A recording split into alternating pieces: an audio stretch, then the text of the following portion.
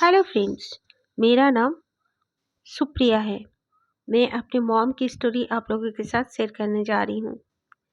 मेरी मॉम तब छोटी हुआ करती थी, फिर भी 7th क्लास में पढ़ती थी। एक रोज की बात है, मेरी मॉम अपने स्कूल से रिटर्न आ रही थी।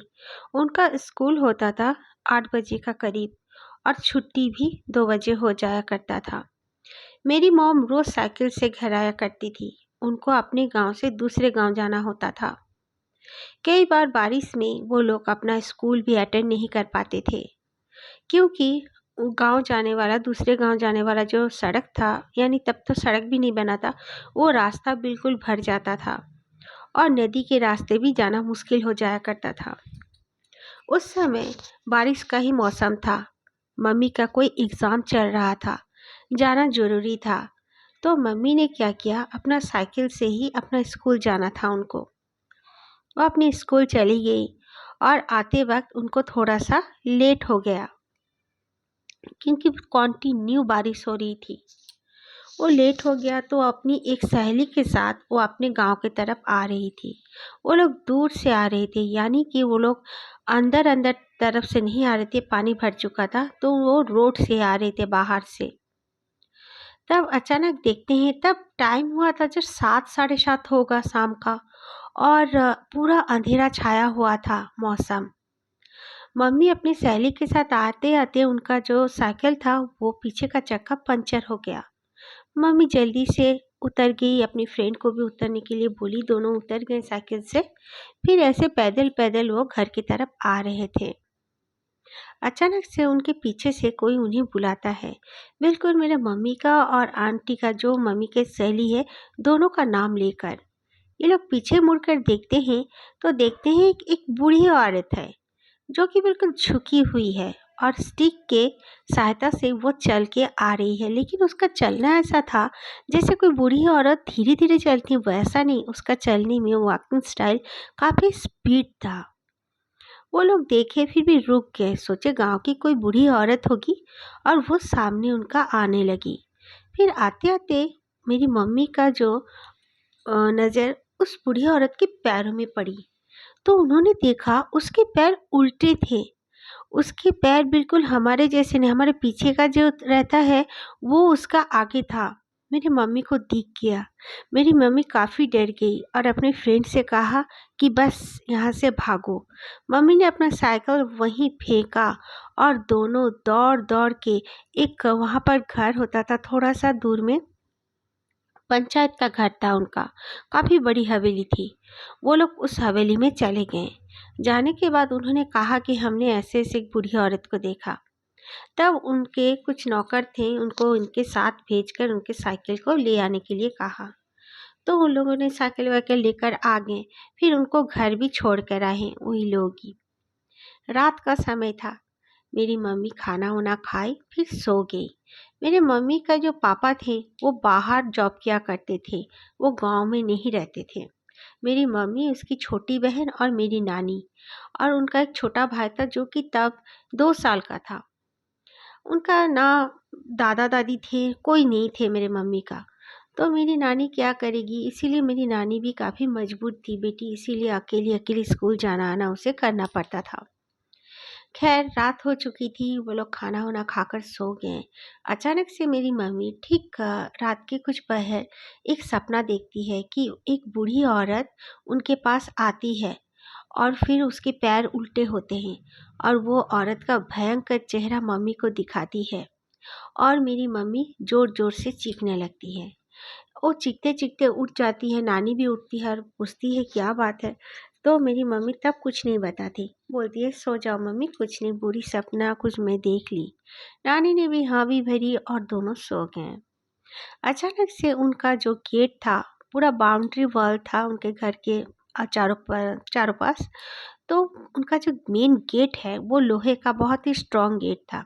उस गेट का जैसे कोई कुंडी खड़का रहा हो बाहर से, अंदर से ताला मारा हुआ था बाहर से। तो मेरी नानी उठ जाती है और मेरी मम्मी को उठाती है और कहती है देख तो बेटा, जैसे लग रहा है बाहर कोई नॉक कर रहा है, यानी कि गेट को कुंडी को कोई हिला रहा है। तो मेरी मम्मी उठती है, तब देखती है कि करीब करीब 3:30 बज रहा है। मेरी मम्मी बोलती है इम्पॉसिबल है, इस समय में कौन आ सकता है, ये समय में तो काफ़ी रात है। तो बारिश का भी मौसम था, बारिश हो भी रहा था बाहर, तो कैसे कोई और क्यों आएगा बारिश के मौसम में। तो मेरी नानी कहती है कि देख लेती हूँ कोई है तो, क्योंकि मेरी नानी भी काम किया करती थी, वो गवर्नमेंट हॉस्पिटल में नर्स थी। तो मेरी नानी बोली देख लेती हूँ बेटा। तो नानी जब खिड़की, हॉल रूम उनका था, वहाँ पर बेडरूम से जाती है, वो अपने तीनों बच्चों को एक साथ लेकर ही सोती थी। वो हॉल रूम से खिड़की से देखती है कि एक औरत खड़ी है बिल्कुल गेट के सामने में। ठीक से नहीं देख पाती, वाइट वाइट उसका कपड़े हैं और बिल्कुल बूढ़ी औरत वैसे स्टिक लेके। मेरी मम्मी भी देखती है, मेरी मम्मी काफ़ी डर जाती है और कहती है मम्मी यही बूढ़ी औरत है स्कूल से आने के वक्त जो बूढ़ी औरत हमें मिली थी। तो नानी काफ़ी डर जाती है और बोलती है ठीक है, तू एकदम चली जाओ उस रूम में, मैं आती हूँ।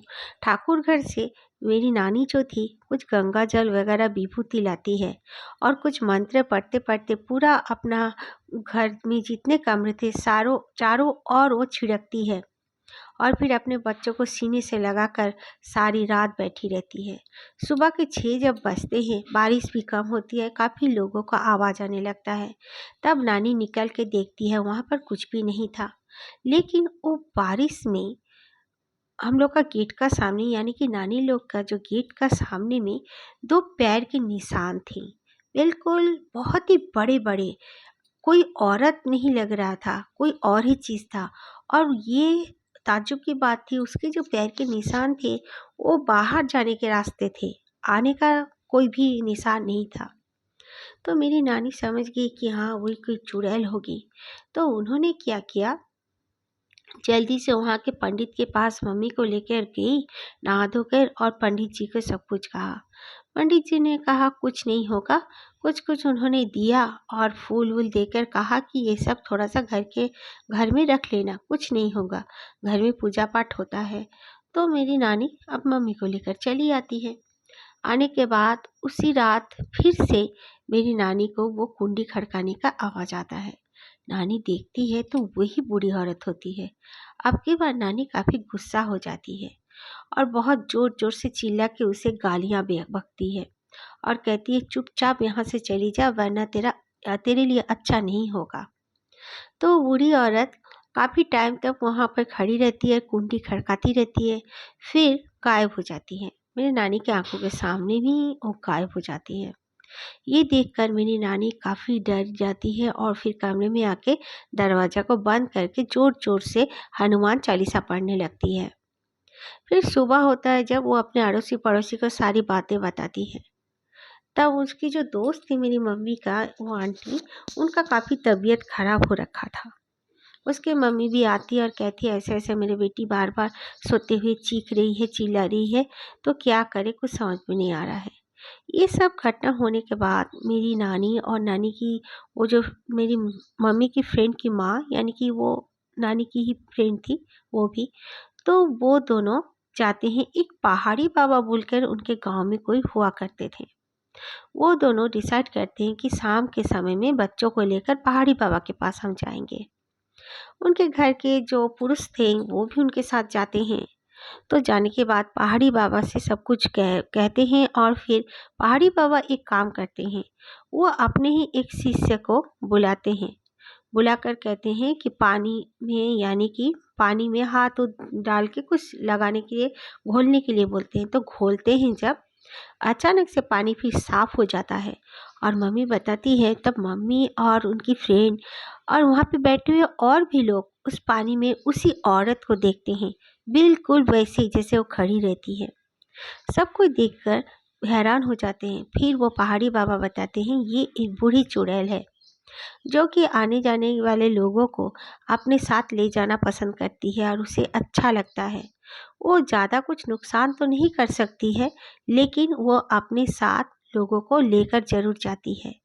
मैं कुछ कवच तावीज़ वगैरह आपके बच्चों को बांध देता हूँ और आपके बच्चों को थोड़ा सा देखिएगा, क्योंकि ये हमेशा ताक में रहेगी कि इनका कुछ भी कमज़ोरी हो और मैं इनको अपने साथ लेकर जाऊँ।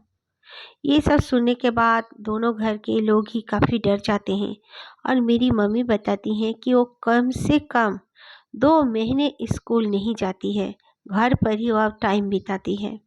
उसके बाद धीरे-धीरे सब कुछ ठीक हो जाता है और रेगुलर ज़िंदगी जीना स्टार्ट हो जाता है।